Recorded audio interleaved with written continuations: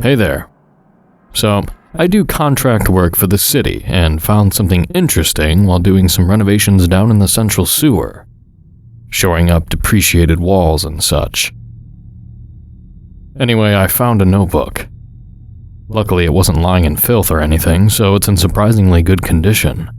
None of the other guys wanted anything to do with it, so I took it home, figuring I'd drop it off with Lost and Found in the morning.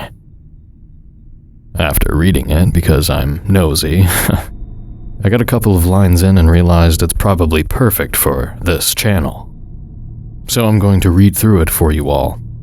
It's handwritten, and seems like it's going to be creepy. Page 1.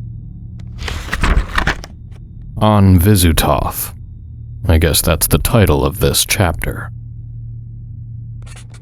There are 3 worlds. The world of the eye, the world of the mind, and the world of comprehension. Most live in the latter. Eyes are fickle things. They are not easily deceived, but are themselves cunning deceivers. They see everything for what it is, and only relay a small slice of what they consume to the mind. The mind, in turn, picks apart what is given, leaving only the barest scraps to fall upon our understanding. These scraps build the world of comprehension. Every second, you walk in a world mostly free from danger, in relative safety and comfort. This is what your mind tells you. It is not what the eye tells the mind. Have you ever glimpsed a shadow in the peripheral? Or felt eyes watching you when you were alone? Have you walked into a room without knowing why? Have you lost something, only to find yourself holding or wearing it? This is the world you comprehend. The world your mind builds from what is given by the eye. Page 2. There's a picture taped here. A Polaroid. There's a lady. Pretty cute. Smiling at the camera. Looks like it was taken at a park somewhere. Nice day. See the above picture. This is the world of comprehension. Beauty. Peace. Light. I will now help you peel back a layer. Look around the room you are in now. You've probably looked around it countless times. But let your eyes rest on every notable thing for a moment. You don't have to try to commit everything to memory. Just let your eyes drink everything in. What did you see? Just my room. Everything right where I left it. Now, close your eyes. Probe your mind. Pick apart each object. Ask these 3 questions about everything you can remember. How did it get there? When was it last moved? Where is it now? Do not open your eyes until you've processed each question for every object you can remember. Okay, I just went through this exercise and something weird happened. Everything was pretty normal until... There's a small pocket knife on my computer desk. I always thought I'd picked it up at a flea market or something, but thinking back, it was a gift from my father. I remember him placing it in my hand, telling me to keep it close. The last time it was moved was when I put it in my pocket this morning, which is where it should be. Sure enough, I reached into my pocket and there it was. What the hell? Moving on, I guess. Was anything different than what you observed? If so, you've just caught the smallest glimpse of the world of the mind. Your mind doesn't want to deceive you, as the eye does. It just feeds you what it thinks you will accept. Now, close your eyes again. Focus on the object that changed. Think on what you saw before the first exercise and what you found to be true. Think on the disparity between the two. You should feel a pull there between them. Imagine yourself grasping at it and widening it. Alright, I'm going to give it a try.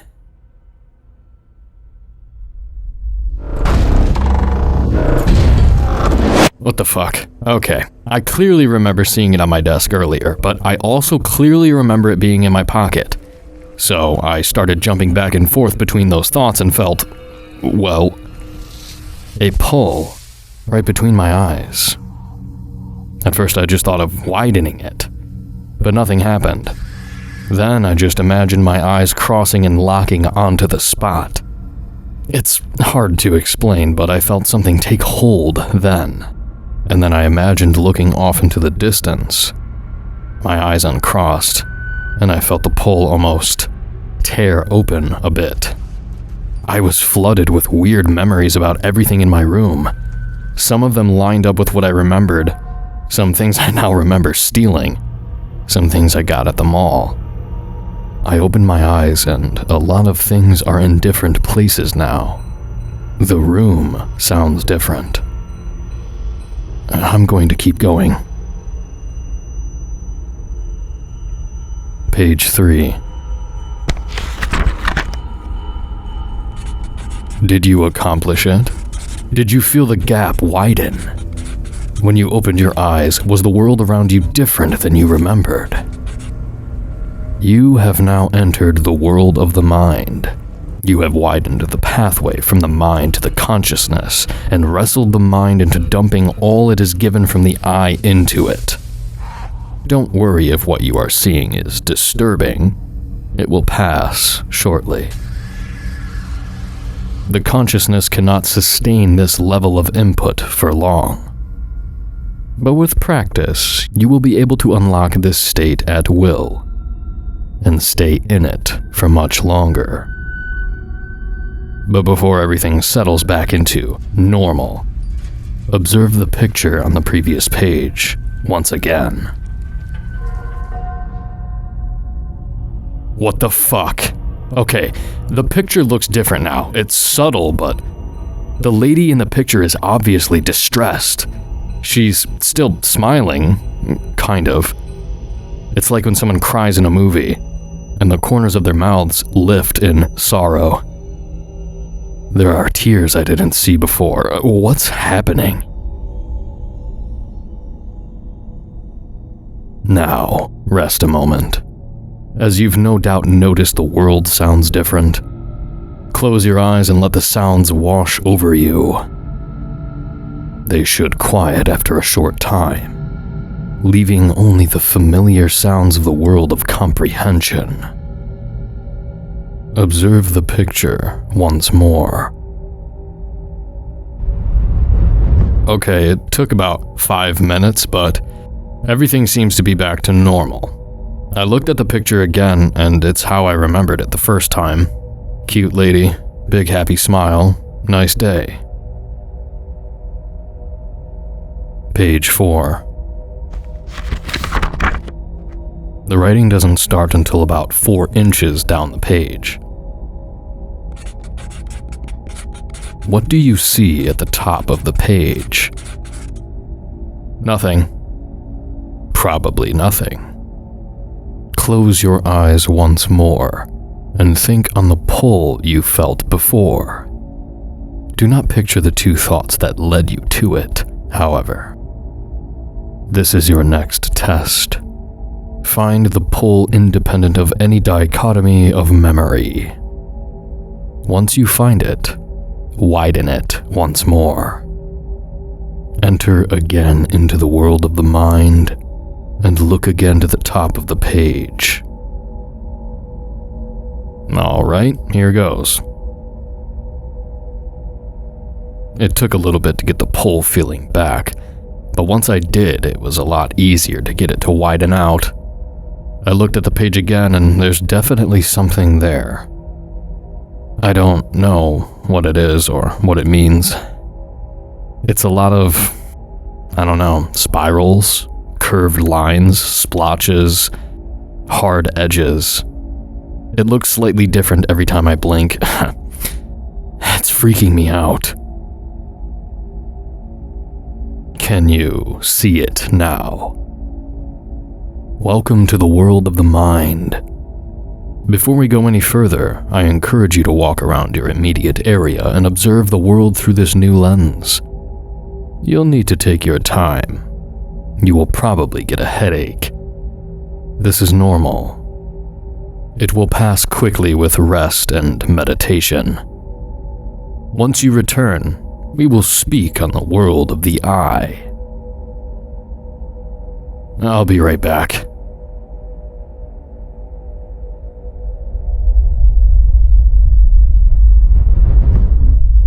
Okay, I thought it had been about an hour since that last sentence, but apparently I've been away nearly 3. The world outside is hard to explain. Nothing is really wrong, but a lot of it is very different.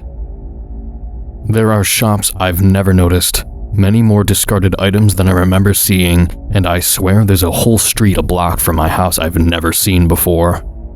I looked on Google Maps and it's definitely not listed. It's freaky for sure, but more of a novelty once you get used to it.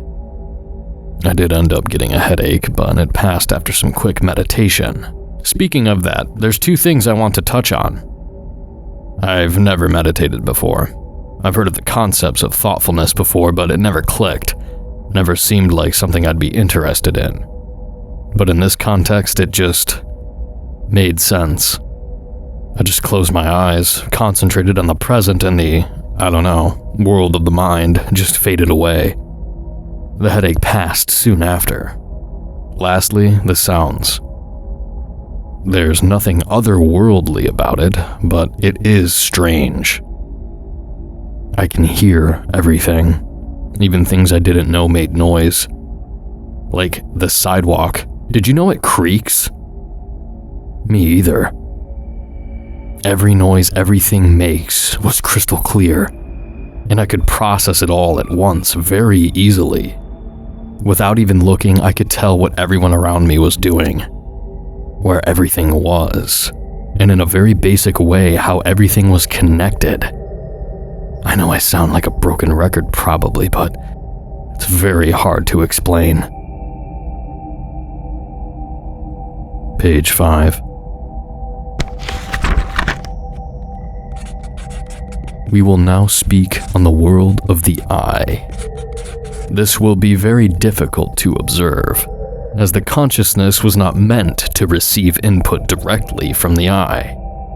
It will also be very dangerous.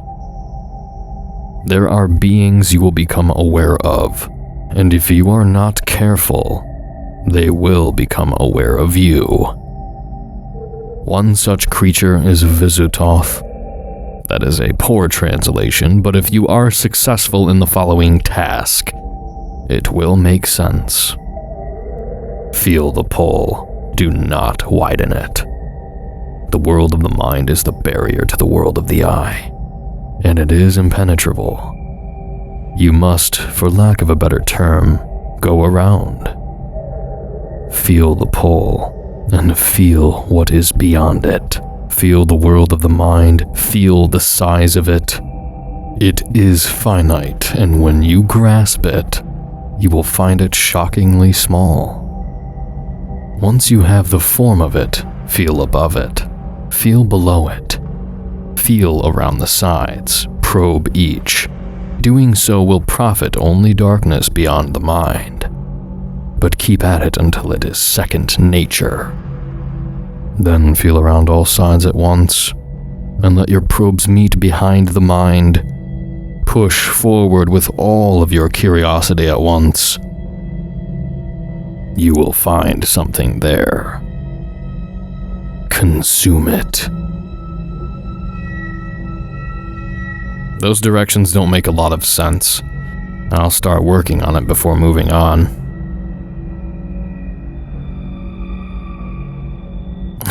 I don't know what I'm doing. I'm heading to bed.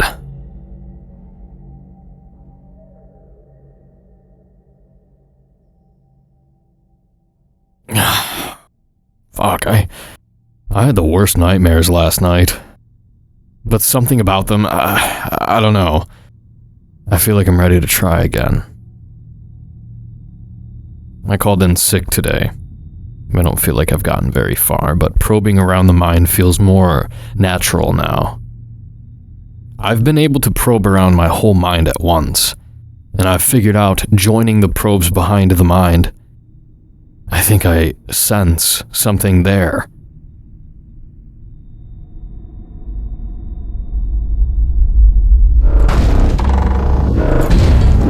I've done it. I don't know how long it took. It's night, and none of the clocks make sense.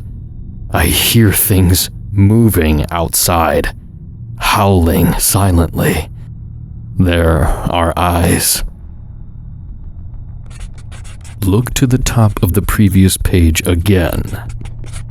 What do you see? It's a memory. The page was touched by something, by Visitoth? And the picture on the second page? The lady is there. No smile. It's night. Too many eyes. Do not leave the room. Do not move. If you see eyes, do not acknowledge them. Meditate until you break out of this state. You are in danger until you are back in the world of consciousness. Well, I meditated and it's daytime again. I checked my phone and it's only been an hour since the post about figuring out the probes. That was some weird shit. You have glimpsed the world of the eye. Do not re-enter this state outside. Do not tarry near windows in this state. Do not look into any eyes that manifest nearby. If you see them, they will see you, and Visitoth will know. Oh, Visitoth, of those that know the name, most do not fear it. Some because naively they do not believe. Some because they do, and believe their fate to be unavoidable. They have accepted what they cannot change. This is a madness. Those that live in fear of this creature, as I do, know there are ways to escape his gaze, ways to mitigate his wrath, but also that any of these efforts can be undone in an instant if he so chooses. Oh, Visitoth, known by some as the Elder God of Visions, of unseeable darkness and light, of the eternal night, of the Eye, known by some as Servant to the Eye, the captive of the Eye, enemy of the Eye. He is the waker of the seen yet unseen, invisible to the mind. He is a terror. He is nothing. He is everything. O Visitoth, he who has seen, he who commands, he who is unheard, he who watches, he of the eye. O Visitoth, you wretched foe. O Visitoth. Wait, did I just say that out loud or did I think it? The rest of the notebook is blank. At least I think it is. No more vision quests for me tonight. I really wish he'd mentioned not to look into the eyes before telling me how to see them.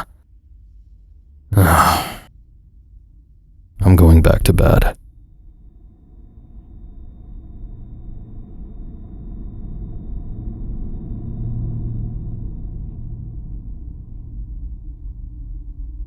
I found a second notebook. The sewer job ended last week and we moved to an old factory. I've been practicing the mind state, and the results have been pretty amazing. Like I said last time, nothing is really abnormal or out of place. You just notice pretty much everything. To that end, I found a room in the factory that no one else seems to have noticed. We're clearing it out for future demolition, and I found a room just packed with old tools, desks, chairs, a couple of fridges, and all kinds of stuff. We're nearing the end of the project here, and finding that much stuff crammed into one area is strange. I started experimenting, bringing people near the door, trying to get their line of sight to hit the room, and no one really seemed to either notice it or care at all. I used the room to take breaks. That brings us to this afternoon. I found another notebook in the back of that room. It's exactly the same as the last one. I took off after lunch so I could share my findings with you all. To kind of catch you all up, I tried the I state one more time. I don't remember much because, again, so much information hits you at once that you can't decompile all of it. I meditated on the rules from the first notebook. Don't look into the eyes, don't go outside, stay away from windows. I wish the author had mentioned mirrors. One of the crystal clear memories I have is seeing my reflection. My eyes were not mine. They were looking all over the place, darting erratically back and forth, up and down. Wide open, never blinking. I couldn't feel them doing any of that. Eventually they locked onto themselves in the mirror, but it honestly felt more like my reflection was noticing me for the first time, if that makes sense. The mouth started to open, and the next thing I knew I was waking up on the living room floor. So, no more I state for me.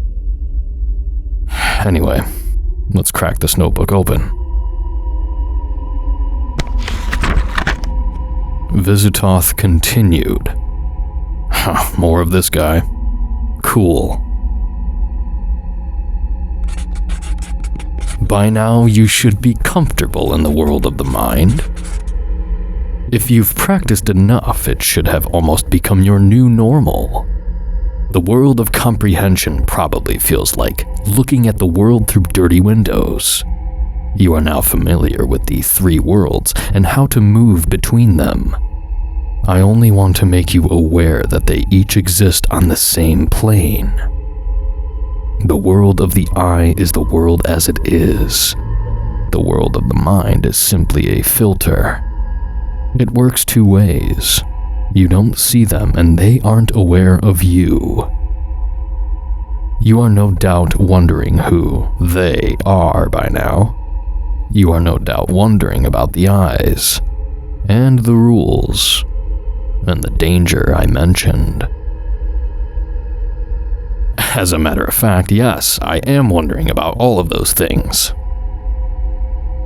From here on, we will work to safely delve into the world of the I, to understand the beings that live there, and the dangers they pose. You need to take extreme caution from here on out. If they know you are learning of them, they will act. What they do is ultimately unpredictable. You will know why in time. Page 2.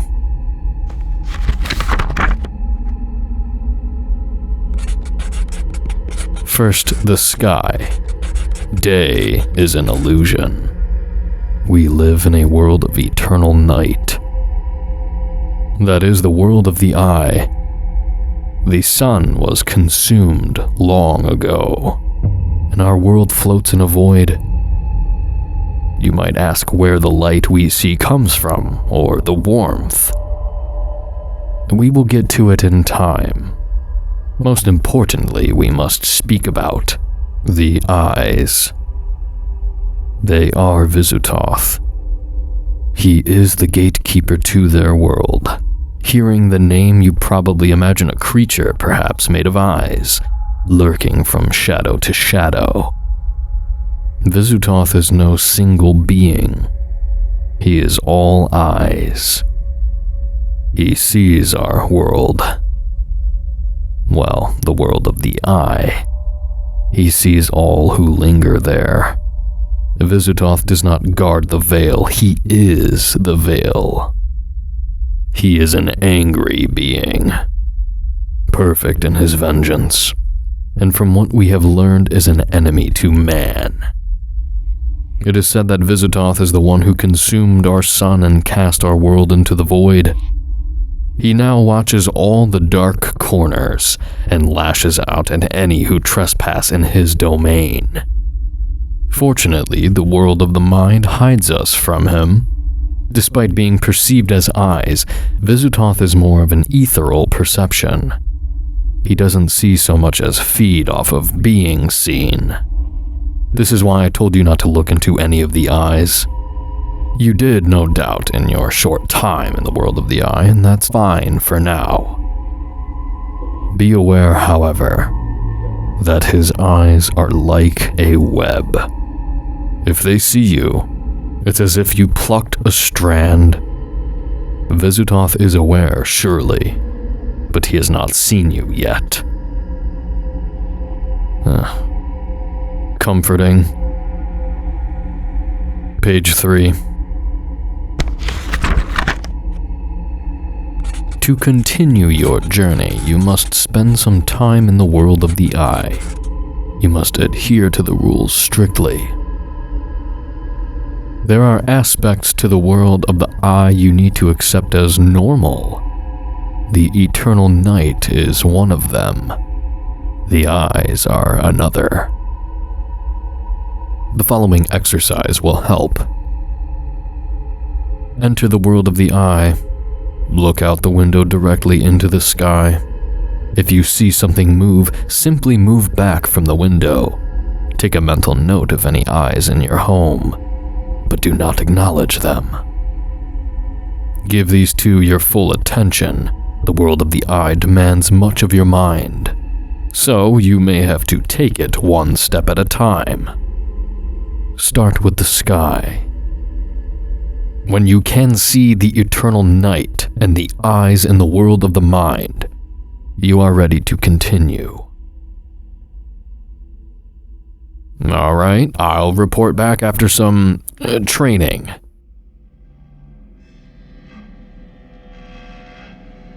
I should stop. I just spent an hour looking out the window up into the sky. I saw things moving out there. First of all, there are no stars, it's just black. But in that blackness I saw something shift. I can't describe it. I can never find the words to capture the scale of it. Anyway, the book was right. I can now see the night sky all the time in the mind state. Interestingly, despite moving around the mind state to get to the eye state, I found myself dropping back into the mind state from the eye state. It was disconcerting at first, but ended up being very helpful. I could look at the mind sky and say, that's not real, and I would see it darken. After a while, it just stayed black. Coming out of the mind state returns the sky to normal. Thank goodness. On to the eyes. Not looking forward to this.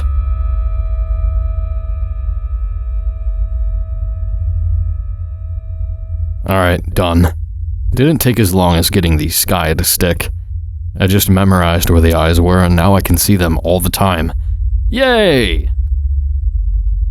Like the black sky, they disappear when I drop out of the mind state. So, that's nice. Page 4. Looking at the eyes in the world of the mind should be harmless.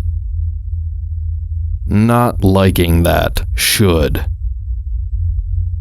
It's impossible to know for certain, but based on our practices and observances throughout the years, that seems to be the case.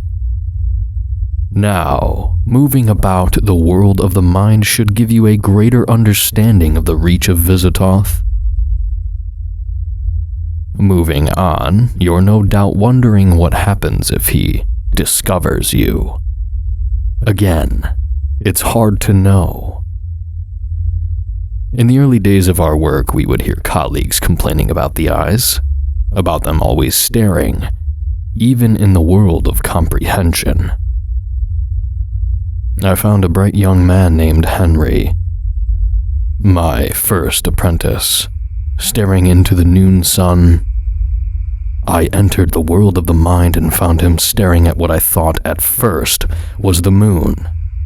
I remembered almost at once there was no moon, and snapped briefly into the world of the eye. I saw the briefest glimpse of Visitoth's true form. It had him. I snapped back into the waking world, and he was gone. My head was swimming. I couldn't even enter the world of the mind. I wanted so desperately to find him. I could swear I heard him scream.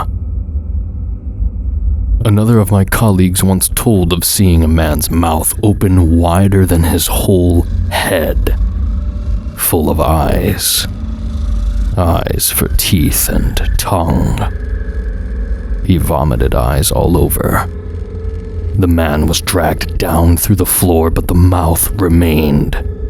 The eyes would lock onto the other men in the room, and they would begin screaming, vomiting eyes. He dropped out of the mind state and found himself alone in the room. He swears the sun blinked. The men were never found. I am not a fan of any of that. Alright, on one hand, that all sounds ridiculous. On the other hand, I can now see eyes everywhere if I think hard enough. Thanks a lot, book. Page 5. For now, just observe. You will need to enter the world of the eye again in the future, but we will wait until it is safe, until you know how to protect yourself. There is nothing more to tell of Visitoth. You now know his purpose, how we perceive him, and the basics of how to avoid him. There is nothing more of him that can be taught. Make what observances you can until we speak again. The rest of the page was blank, but once again I could see a weird mark in the mind state. Same as the last book. I didn't think it was super weird until I found the same mark on my pocket knife. Are these books being left for me?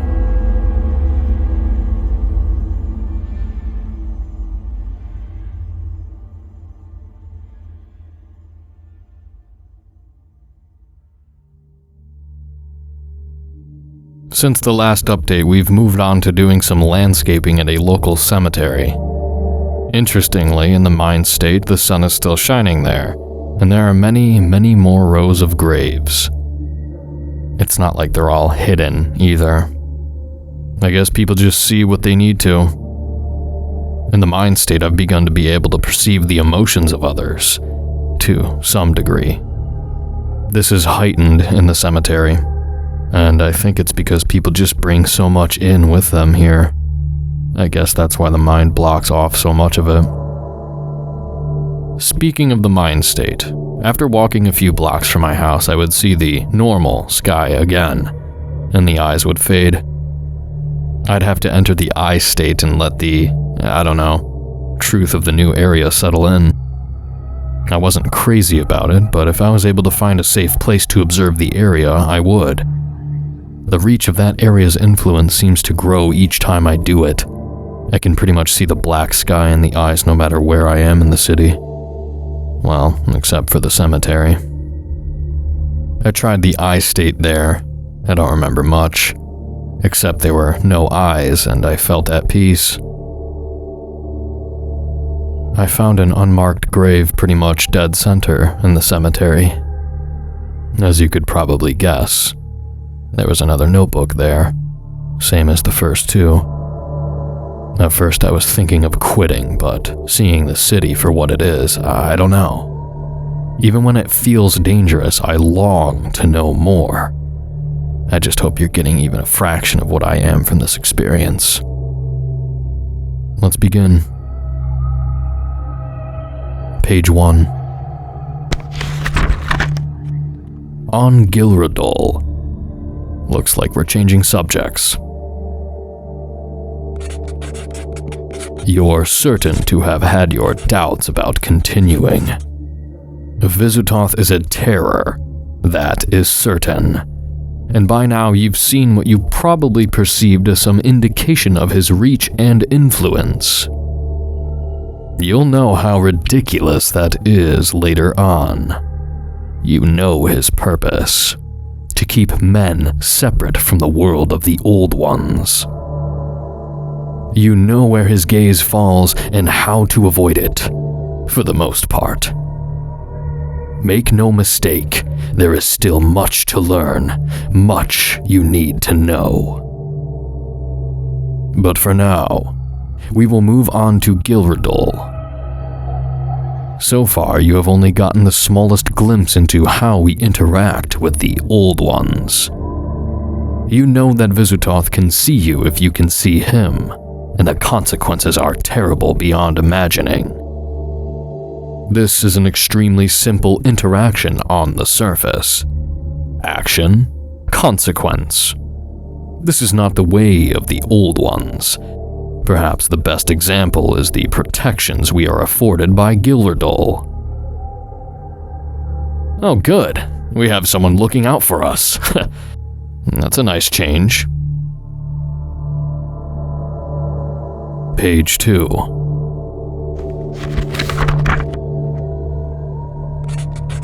Visutoth cannot see us in the world of the mind.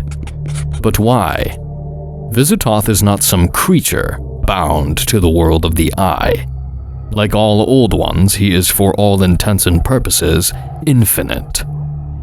Remember, the eyes of his domain exist all around you, even now. Just because you can't see his world doesn't mean you aren't in it. But there is a veil between Visutoth and men, and that veil is Gilradol. But it's not as simple as that. It never is. It is never merely action-consequence. In the world of the Old Ones, consequence and action are often the same thing. Imagine a ball. As it moves, it leaves a copy of itself in every position it ever exists in. If you move the ball perfectly to the side, you end up with something that resembles a tube with round ends. That's weird, but I get it. Kind of like a painting, but the ball is the brush, and the paint strokes are more balls.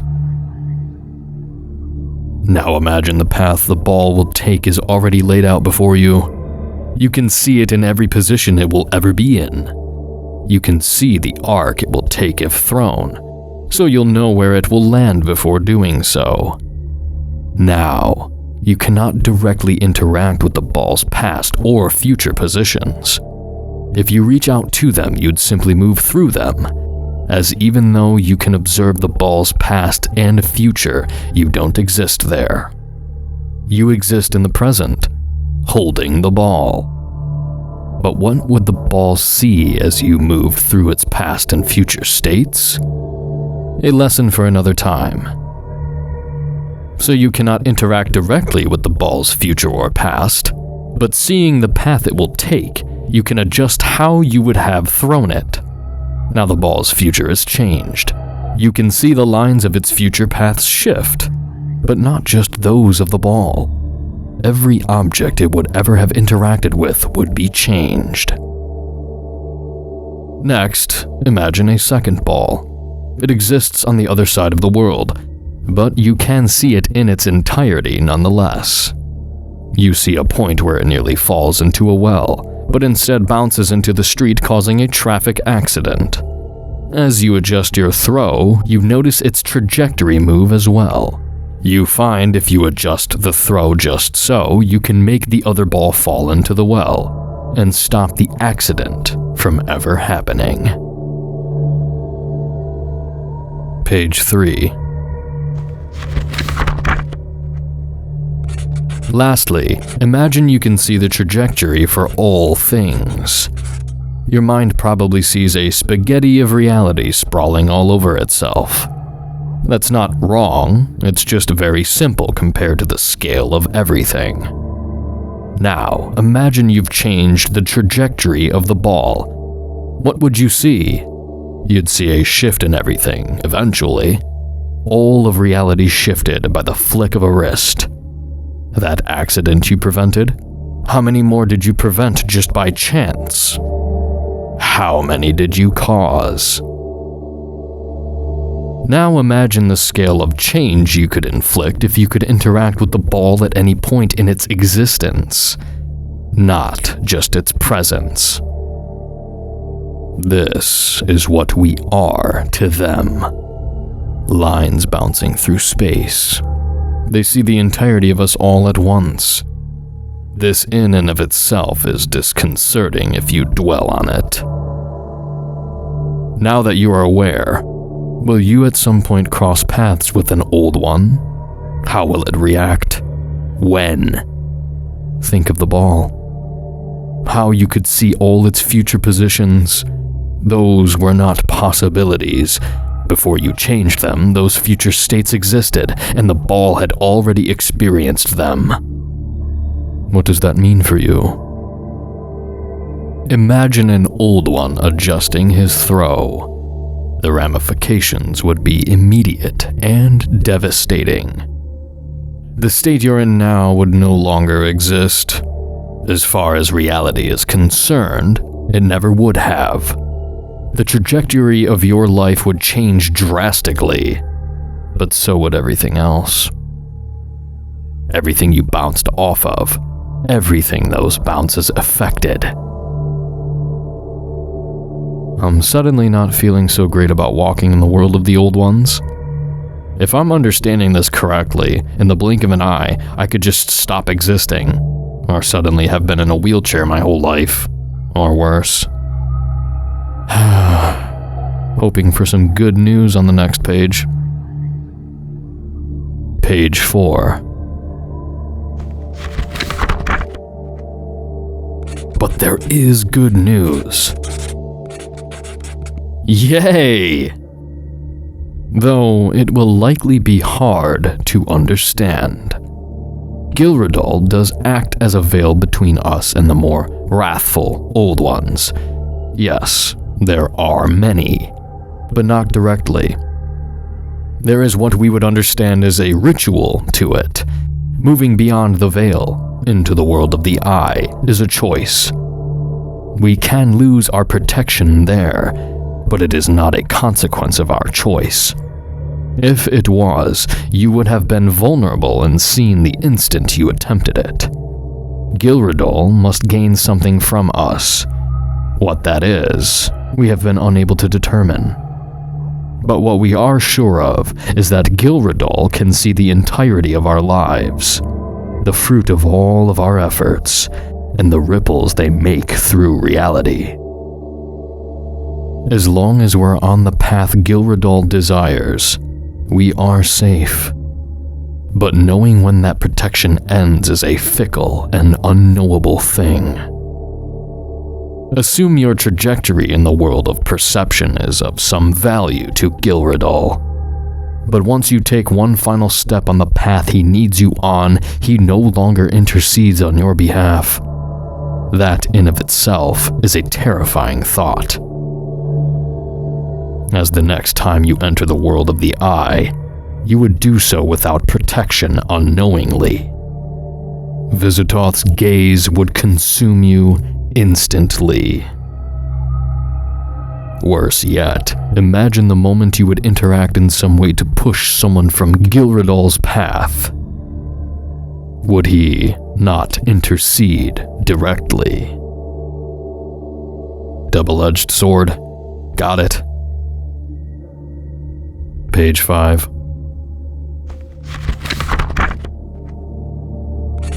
I don't mean for this to be a discouragement for you. I only want you to understand the world you are walking into. or more accurately, the path you've been on your entire life without knowing. Try to understand that despite the terrors you are now aware of, you are in no more danger now than you were before. You are actually likely much safer.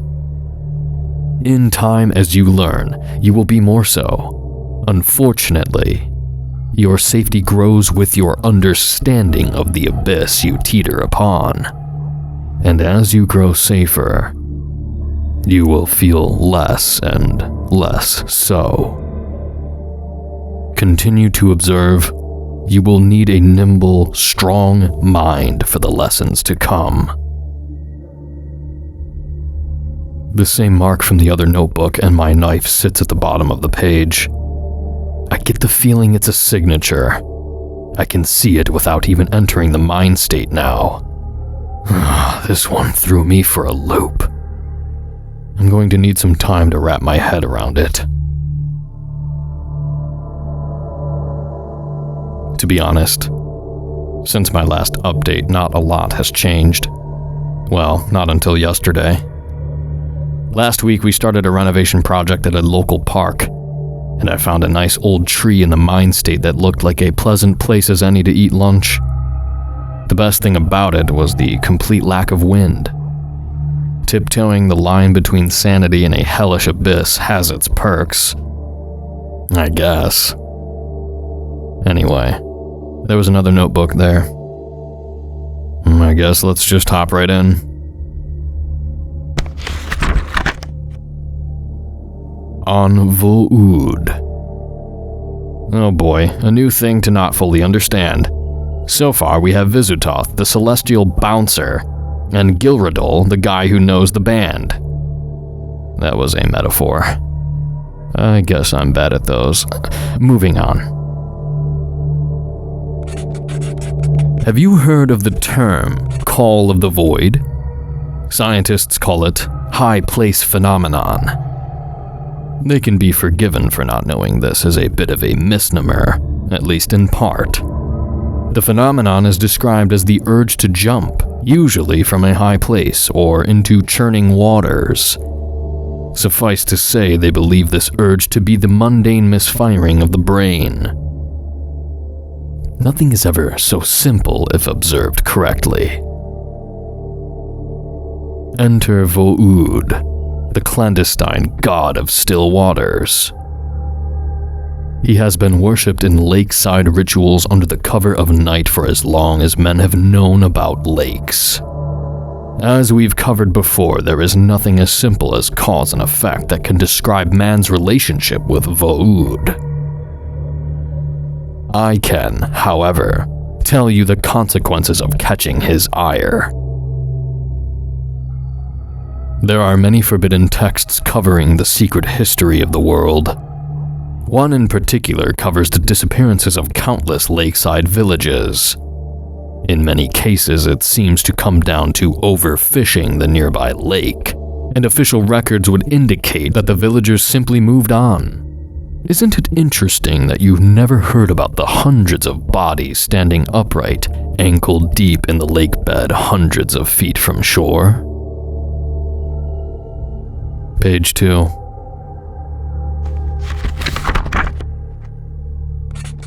One of the things we haven't covered yet is the sheer amount of missing people shrouded by the veil. These beings do not like to relinquish their prey. The Eye knows this, and works tirelessly to keep those trophies hidden. It is time for you to learn a dark truth. I do hope you are ready. In the park where you found this notebook is a swimming complex. There is. I read somewhere there's an old lake nearby that dried up, so they built the complex so people could keep swimming. This was decades ago, like pre-World War I. Venture behind it and find a safe place near the surrounding forest to enter the world of the Eye. Be careful. You will be extremely vulnerable there. But with caution, you should be fine. Okay, awesome. I'm sure this is going to be great. Off to the park then. Goddamn. Jesus, alright. Let me catch my breath and calm down. Okay. So the park is a 5-minute drive from my house. I parked near the nature center and strolled around to the back. Nothing really of note. The park just kind of ends there. There's a fence, a small field, and a line of small trees. If you were to look on Google Maps, you'd see the trees were in a decent-sized clump, and just beyond them, the downtown area starts. It's maybe 400 yards between the city proper and the nature center. It made me wonder what kind of tiny lake could even fit in that area. Then I entered the I state. It was a huge fucking lake. I don't know where the land came from. I just blinked and all of a sudden there was a dry, cracked ground spreading as far as I could see. It kind of sloped down away from me and it dawned on me that this was the dried out lake. There was a kind of haze that blurred the horizon, but I felt compelled to investigate. I walked for, well, I don't know how long. Time is hard to pin down in the I state. Eventually, a pain shot through my head, and I knew I'd been in that state for too long. I closed my eyes and dropped to a knee, snapping back into reality, bypassing the mind state. My ears were ringing, and the headache was a lot sharper than normal. Plus, I was now on the other side of that big old barbed wire fence, about 10 feet from the trees. I sat down under one for shade as I meditated the headache away, and promptly fell asleep. I don't remember the dream, but I woke up in a panic, firmly planted in the I state. I was dead center in what looked like a forest of skeletons. They were all planted ankle deep in the dried earth, arms raised towards the black sky. I ran. As I did, I felt the headache coming back on, but couldn't drop out of the I state. It was just skeleton after skeleton as I careened towards. I realized I didn't know. Then I realized I was running from the moon. It slid across the sky, stopped directly in front of me, and a huge pupil rolled down across it, locking onto me. I tripped and snapped a decayed arm off, trying to catch myself. As I fell to the ground, I saw multitudes of eyes bubbling up from the dirt, pupils opening like screaming mouths. I blacked out. I woke up back in reality. I was back on the pool side of the fence, clutching a branch. I threw it to the ground and jerked away from it instinctively, then drove home. And here we are. Worst field trip ever. Thanks a lot, notebook.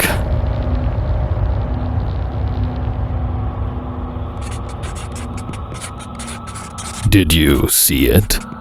The dark secret at the heart of the lake? The ancient scholars refer to them as sunken forests. They lay in the center of every lake on Earth, hidden beyond the veil, kept secret by a jealous Vo'ud. I'm sorry if this disturbed you. You probably need time to process. We will speak of oceans another time. Be wary around bodies of still waters. Vo'ud is a mysterious being. No one knows his purpose or his ways. Only that his call is answered. Be well. Below this is the signature again.